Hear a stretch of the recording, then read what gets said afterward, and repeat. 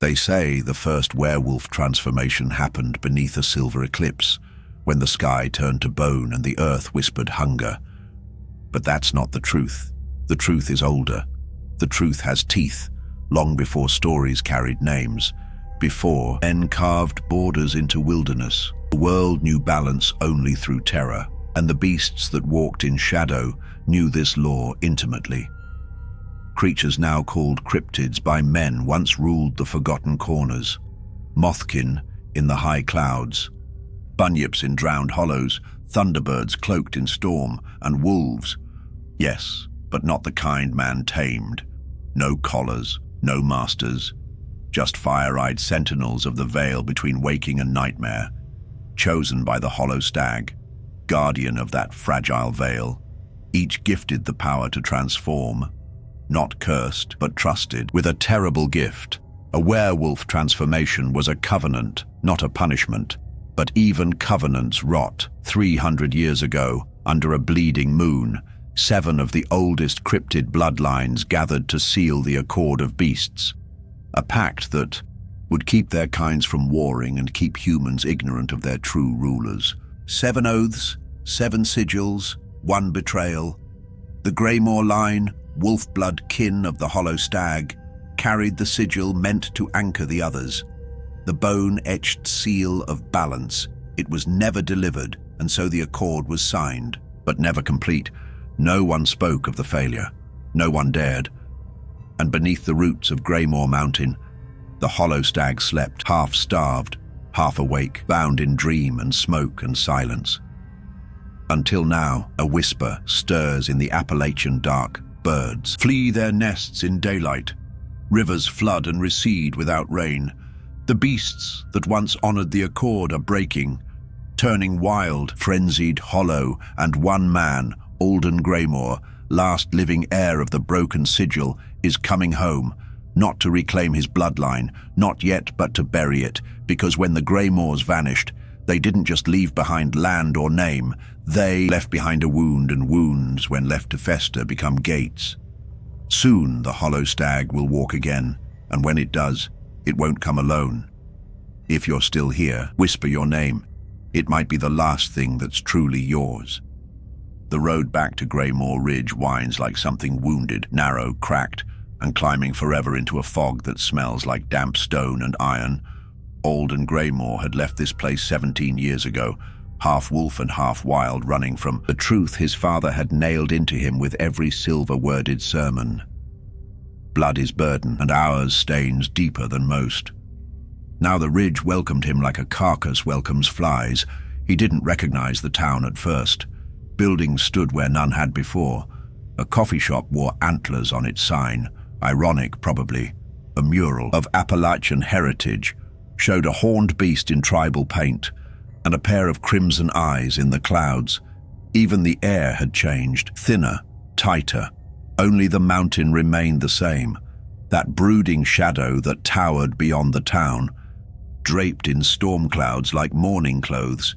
Greymoor Ridge still bowed to that mountain, and the mountain still whispered. The first omen came before Alden even reached the family house. 2 kids riding past on bikes stopped cold at the sight of him, one whispered. That's the ghost guy. The other just pedaled faster. The second omen was louder. Just past the town limit sign, beneath a rusted power line that flickered like it was gasping, lay a shape, a mess of fur, feathers, and viscera. He pulled over, stepped out. It wasn't roadkill. It was ritual. The body had been twisted open with something more precise than claws, less clean than a blade, a blood symbol drawn in the dirt next to it. 7 lines crossing through a stag's eye. The corpse twitched, not from life, from the wind. That's what he told himself, but he knew what he was looking at. A thunderbird chick, barely a fledgling. Its wings had been burned shut, and next to it, claw marks in the trunk of a pine tree ran 6 feet tall, symbols carved in a language that pulsed in Alden's jawbone like old thunder. At Greymoor House, silence waited like a second skin. The windows were shuttered, the porch still sagged, but the grimoire, the Greymoor blood book, sat inside the mailbox wrapped in oilcloth, addressed in red ink. If the hollow wakes, you must remember what we forgot. He opened the book, and something inside his chest buckled. The pages didn't read like spells. They read like confessions, accounts of the old pacts, the formation of the accord, notes on creatures he thought were folklore. The Mothman, keeper of winds and war warnings, the Bunyip who whispered to the drowned, the Goatman who could mimic any voice but his own, and the Greymoor wolves, guardians of the seventh seal, or they had been. That night he dreamed of fire, but not normal fire, a pale blaze licking upward through trees that bled milk and ash. Above him the moon bled sideways, tilting like an eye mid-roll. Something stood behind him in the dream, huge, breathing in bursts, antlers scraping sky. It leaned in and whispered without sound. You inherited the breach, not the cure.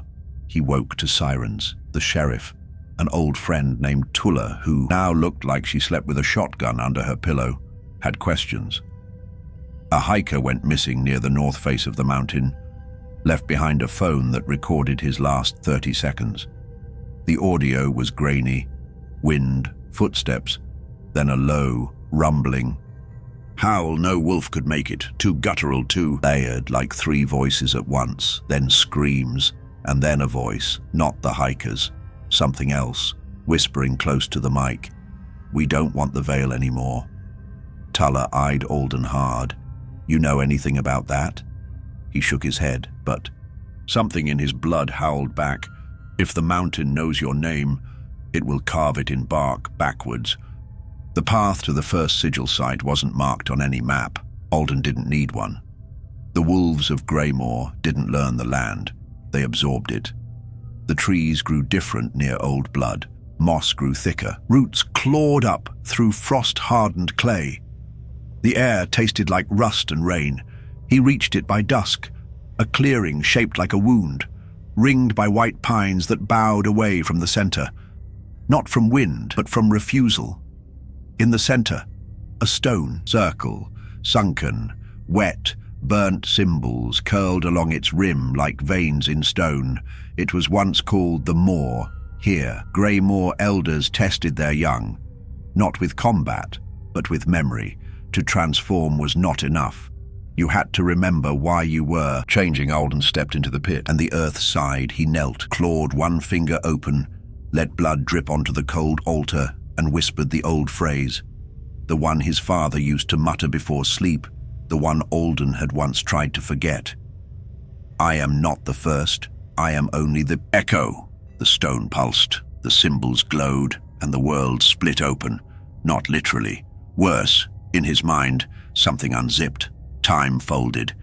He smelled fire ash, sweat soaked in fur, moonlight shivering through antlers, and then he was not Alden. He was Thorn Greymoor, his ancestor, and he stood before the hollow stag itself. It was the night of the accord. The other cryptids were present. Mothman perched on a dying tree, Bunyip whispering through mud, Goatman mimicking distant thunder. Each carried their sigil, blood-bound offerings, ancient symbols carved in flesh and root, all but Thorn. He carried nothing. No seal, no vow, only fear and ambition, the hollow stag asked without mouth or word. Do you bind your kind to the veil? Thorn didn't answer. Instead, he thought of power, of dominion, of wolves ruling the wild alone, and so, in silence, he betrayed them. The accord was sealed incomplete, and the veil cracked beneath his boots. Alden fell back from the vision, gasping. The stones were cold again, the glow was gone, but his hands were not his fur. Claws, cracked nails, a snarl behind his ribs. He staggered to the mirror-still water at the pit's edge, saw a reflection with eyes that weren't his, amber and ancient. And for the first time since childhood, he felt it waking, the beast inside, not a curse, not rage, not even hunger. It was something worse, recognition. He tried to breathe, but the breath came as a growl. His muscles tore sideways, his teeth screamed into fangs, his spine bent as if pulled by the full moon's hand. Even though the sky above was hidden in clouds, he didn't lose control. He gained clarity. In that moment, Alden remembered what they had all forgotten. The werewolf transformation was not punishment for savagery. It was the price of knowing the truth too deeply and surviving it. And truth was what the hollow stag fed on. The first transformation always cost something. For Alden, it was his voice. When he crawled from the pit hours later, half man, half memory, his mouth could only form shapes, no sound. He would not speak again until the next full moon. But something else had started speaking. Through him, the veil had seen him and marked him. If it remembers your name, it's already inside you. The Greymoor wolves always spoke of the mountain as sacred, but they never spoke of what was underneath it, because even they didn't know. The first sigil memory unlocked something in Alden. Not just instincts or strength, but direction. A pull in his marrow, like his bones were compass needles all pointing downward. He followed it for 3 days, through the drowned forest where trees leaned in like eavesdroppers, past the iron gate with no hinges, just rusted chains that fell apart at his touch, into a ravine that bled steam from a crack in the stone. And there it was, a bunker door, buried beneath the roots of the mountain, hidden behind camouflaged tarps and prayer flags decayed to threads, old government seal, scratched out lettering. 3 faded words: division of supernatural containment. The place smelled like ozone and rot. Inside, flickering lights, water pooled on tile, every hallway hummed with the aftertaste of electricity and grief. Alden moved without knowing the path, like his blood remembered it before he did. The deeper he went, the less it felt like a lab, more like a wound carved into the mountain. In one room, he found a thunderbird, or what was left of it, suspended in liquid inside a glass tank. Feathers stripped, wings clamped shut by metal rings, its heart still beat, barely. A power conduit hummed beside it, pulling energy from every pulse. A note beside it read, "Weather soul, stable, veil dampening, effective." In the next corridor, dried blood, cages, some small, some not, symbols scratched into the walls with claws or fingernails. One word repeated over and over again: contain, contain, contain. And then the cryptid morgue, rows of bodies, some familiar, like the missing Appalachian Mothman. His wings cut to ribbons, others not. Experiments, hybrids, broken attempts to merge wolf blood with other beings. A bunyip wolf mix, its face still locked in a scream. A goatman hybrid, with metal grafts and teeth in its stomach. Failures, all of them. But one capsule was different, still sealed. A flickering display read, Specimen 9, viable, high cognitive function, subject responds to lunar triggers. A video monitor crackled to life as he approached, and what he saw made his legs falter. It was him, not Alden, but someone who looked like him, younger, paler, eyes like frostbitten stone. The video showed him tearing apart a steel door bare-handed, then calmly reading a book in the aftermath. The voiceover said, Subject 9 exhibits full metamorphic retention. Controlled werewolf transformation possible, with exposure to blood moon frequency. Then the recording glitched, and Subject 9 turned to the camera, locked eyes with Alden, and smiled. He wasn't alone. He had a brother, a lab-grown Greymoor, made in the image of the original sin. Alden stumbled back. The realization hit like a howl to the spine. Werewolves weren't cursed. They were engineered, chosen by the hollow stag to hold the curse of others, living vaults, biological prisons for what the veil could no longer hide. And now the world had broken the seals, and the beasts were no longer contained. Alden heard a whisper, not from a speaker, from the walls, from the tank, from the thunderbirds barely their mind, a chorus of cryptid agony. We remember the moon, we remember the wolf, we remember the betrayal. The lab lights died, a siren started, and somewhere far below, a voice said, He's awake. If the blood sings, someone is still listening. The smoke came first, not fire, not fog, smoke. Thin, silver, curling between trees like fingers made of memory. It smelled like burning paper, wet pine, and something older, something human. Alden left the lab behind, but not the knowledge. he carried it like a splinter beneath the skin. Every heartbeat echoed with the face of Subject 9, his not brother, his mirror, his replacement, and the mountain knew. It began to change around him. Day bled sideways into dusk. His watch ticked backwards. The same crow landed on 3 different branches he passed, hours apart. The forest had become a loop, not a circle, a spiral, and spirals pull things inward. At the heart of that spiral sat the sigil of smoke, the second of 7. It wasn't carved into stone or written in ink. It was alive.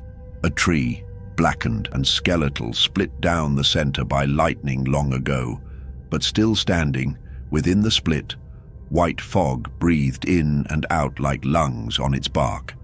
A burning shape, not charring the wood. Branding it from within, 7 antlers, 1 broken, the broken sigil. A voice said, "Don't touch it, unless you want to dream what it dreams." Alden turned. She stood tall, thin as a whisper, cloaked in moth-colored cloth and blindfolded with thistle thread. Velra, the last of the sightbound, the Mothman seers. She didn't look at him, couldn't, but still she knew. "You're the wolf that wasn't raised, the key with no door." Her voice echoed strangely, not from her mouth, but from the air around her, as if the forest repeated her words to make sure he listened.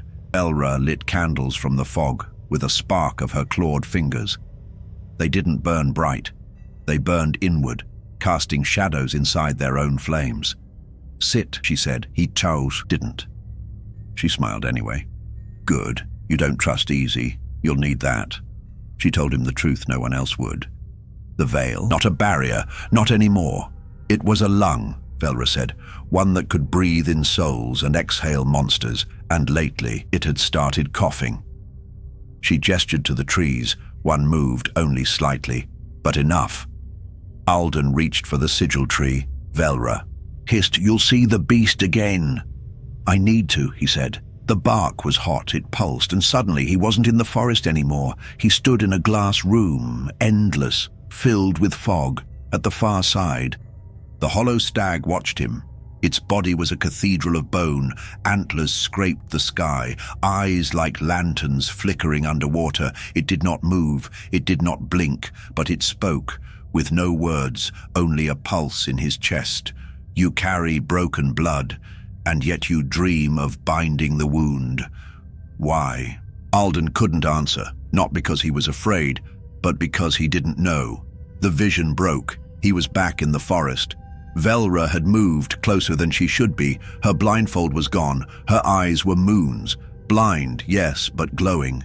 She pressed, a clawed hand to his chest. "You saw it, it saw you. That means you have one chance." "To do what?" he asked. She smiled. "To bleed in the right direction."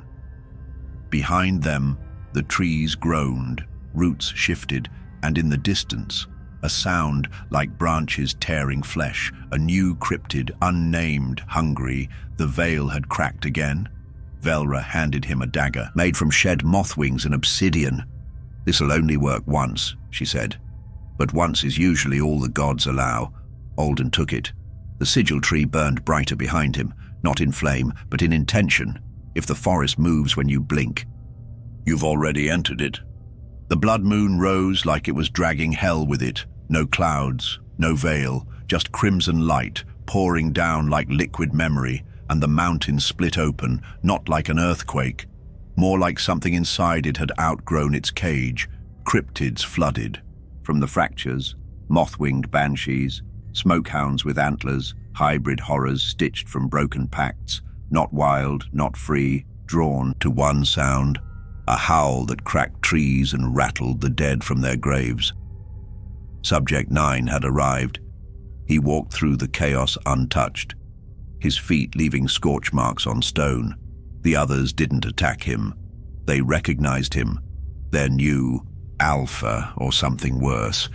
His werewolf transformation was complete, but it wasn't just bone and muscle, it was design, perfected beast, no memory, no mercy. His eyes held Alden's face, like a mirror sharpened into a weapon. "You were the original," 9 said, "but I am the final." Alden stood between him and the last unbroken sigil. the crown stone, carved from a fallen meteor that once housed the first stag's breath. It pulsed beneath the blood moon like a heart too large to beat. Velra lay behind it, wounded but alive. The forest was on fire with screams and smoke. Time flickered.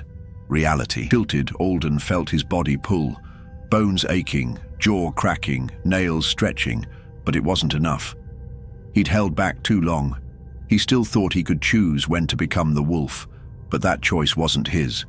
It never had been. The hollow stag's voice filled him again.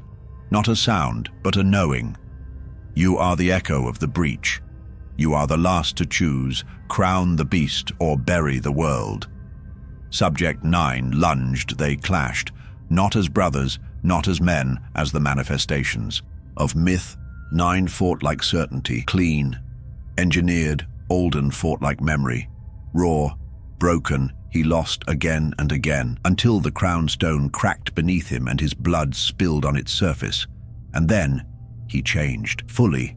This wasn't just a werewolf transformation, it was ancestral combustion. His skin split, his bones screamed open, but something else joined him. The voice of every greymoor before him, howling through his marrow. Not a beast, not a man, a curse, finally owned, a purpose, finally accepted. He rose, not on legs, but on instinct, a black wolf crowned in smoke and sigils, eyes like twin moons, fur etched in flame.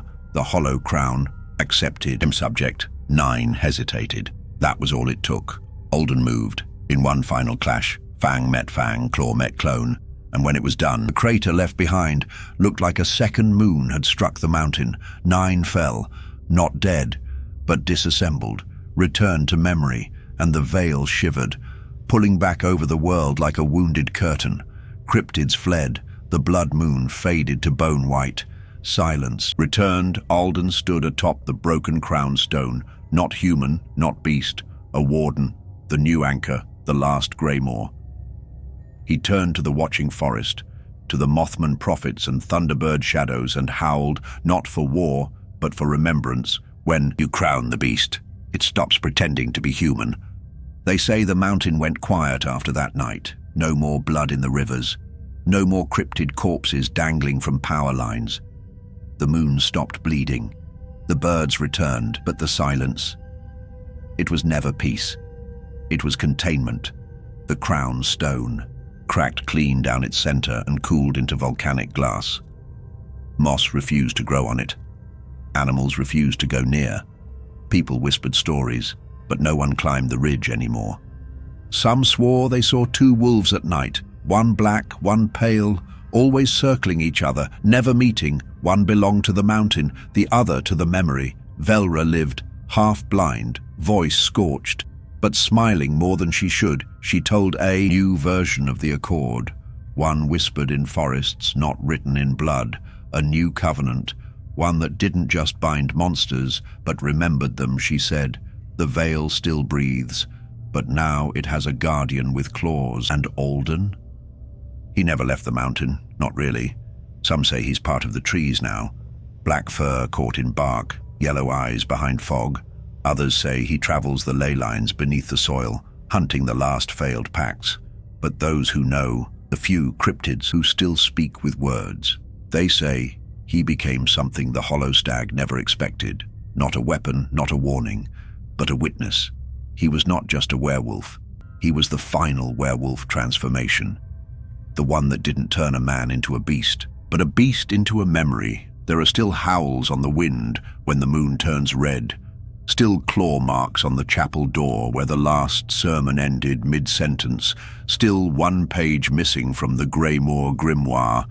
It reads, the beast inside doesn't end with the body. It waits for a name. Yours might do. So if you're still here, if your breath slowed while you read this, if the trees outside your window leaned a little closer tonight, it already knows you watched too long. The next one is yours, and for those who hunger for more, step deeper into the shadows with our ultimate werewolf horror playlist, linked in the description below. In the world of horror, the scariest things happen when you least expect them, and trust me, you don't want to be left in the dark. Welcome to the darkness.